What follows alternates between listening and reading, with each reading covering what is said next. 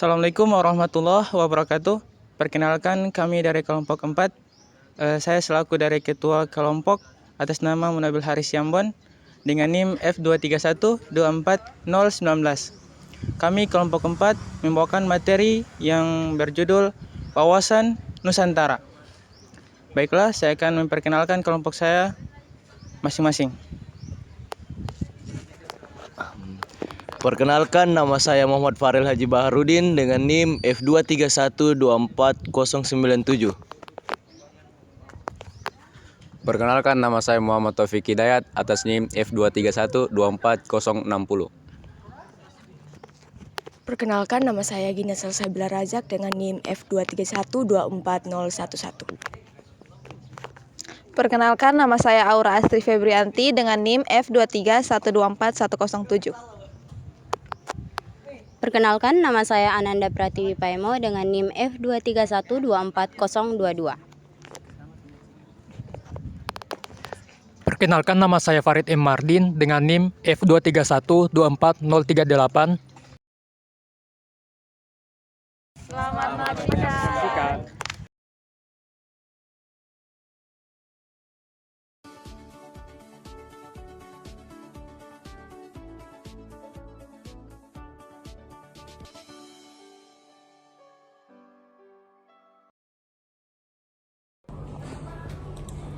Apa itu wawasan Nusantara? Wawasan Nusantara adalah cara pandang dan sikap bangsa mengenai diri dan lingkungan yang serba beragam dan bernilai strategis yang bertujuan menjaga persatuan dan kesatuan bangsa serta wilayah dalam menyelenggarakan kehidupan bermasyarakat, berbangsa, bernegara dengan tujuan mencapai tujuan nasional. Wawasan Nusantara secara etimologi berasal dari bahasa Jawa. Wawas yang berarti pandangan, nusa yang berarti kesatuan dan kepulauan.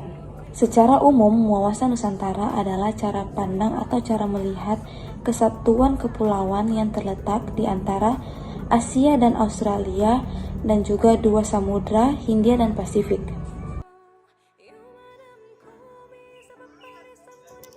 Wawasan Nusantara dalam aspek geografis menekankan bagaimana pentingnya untuk memahami posisi strategis Indonesia yang terletak di antara dua benua dan juga dua samudra yang menjadi kekayaan sumber daya alam serta keragaman ekologis yang tinggi.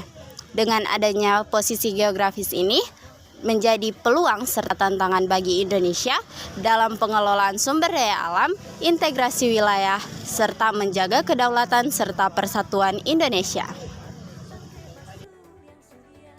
Wawasan Nusantara dalam aspek sosiokultural mengacu pada cara bangsa Indonesia terhadap keberagaman dan kekayaan suku bangsa. Baik, saya akan menjelaskan bagaimana caranya kita sebagai warga negara Indonesia untuk bisa mewujudkan wawasan Nusantara dalam aspek sosiokultural.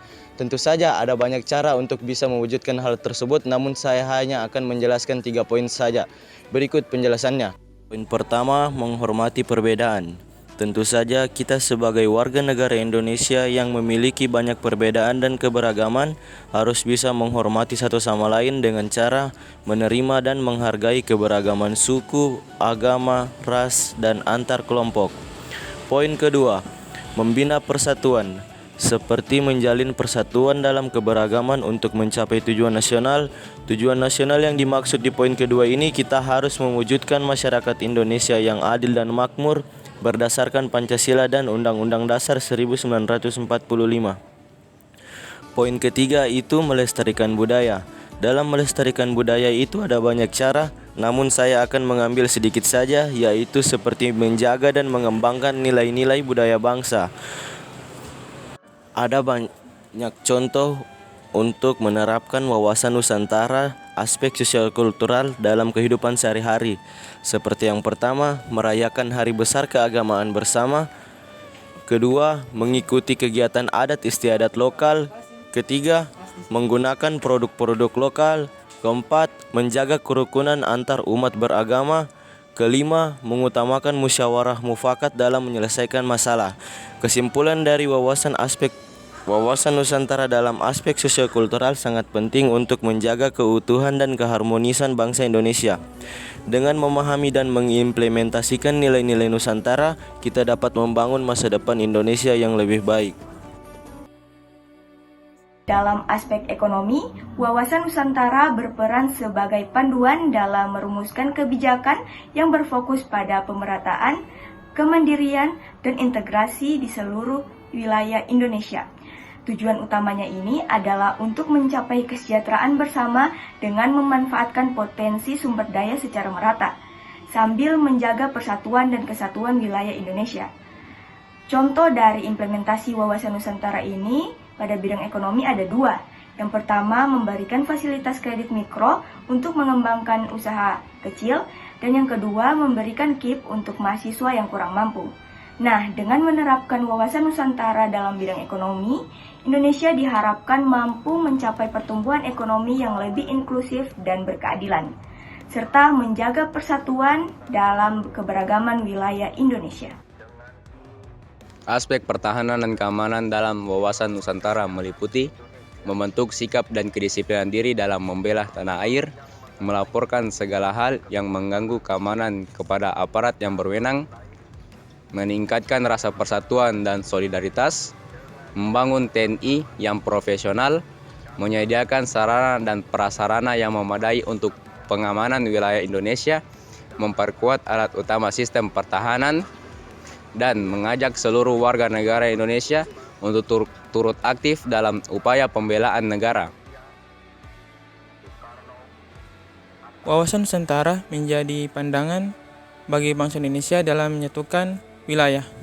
Oleh karena itu, Wawasan Nusantara bisa diterapkan dalam berbagai aspek, misalnya kebijakan publik, pendidikan, dan pembangunan infrastruktur, di mana penerapan Wawasan Nusantara dalam bidang kebijakan publik atau dalam aspek kebijakan publik bisa menjadi dorongan, motivasi, dan pedoman bagi bangsa Indonesia dalam menentukan kebijakan publik yang dimana bertujuan untuk mengatasi problem atau masalah-masalah yang ada di masyarakat secara merata. Wawasan Nusantara juga bisa diterapkan dalam bidang pendidikan, di mana yang bertujuan untuk mengajari dan membantu generasi-generasi muda dalam mencintai dan lebih menghargai perbedaan-perbedaan dan keberagaman-keberagaman yang ada di Indonesia.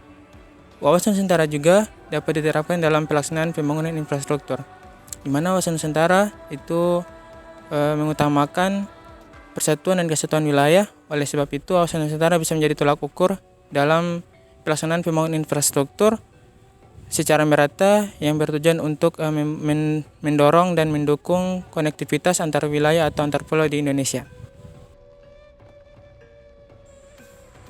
Pancasila adalah dasar negara Indonesia yang memiliki peranan penting dalam kehidupan berbangsa dan bernegara. Adapun beberapa poin mengenai pentingnya Pancasila, yang pertama landasan ideologi, kedua pedoman moral, ketiga dasar hukum, keempat stabilitas sosial, dan terakhir identitas nasional. Dengan demikian, Pancasila tidak hanya sebagai dasar negara, tetapi juga sebagai panduan dalam kehidupan sehari-hari bagi masyarakat Indonesia. Wawasan Nusantara, kita dapat mengambil kesimpulan bahwa Wawasan Nusantara merupakan konsep, pemahaman, dan pandangan diri bangsa Indonesia akan pentingnya persatuan, kesatuan, dan keanekaragaman mulai dari wilayah, budaya, dan sumber daya alam yang ada di Indonesia sebagai negara kepulauan. Yang diharapkan akan terciptanya masyarakat yang harmonis, sejahtera di seluruh wilayah Indonesia. Wawasan Nusantara dapat tercipta dengan adanya beberapa aspek, mulai dari aspek geografis, sosiokultural, ekonomi, dan aspek pertahanan dan keamanan. Dengan terpenuhinya beberapa aspek tersebut, diharapkan akan tercerminnya wawasan Nusantara di dalam diri bangsa Indonesia.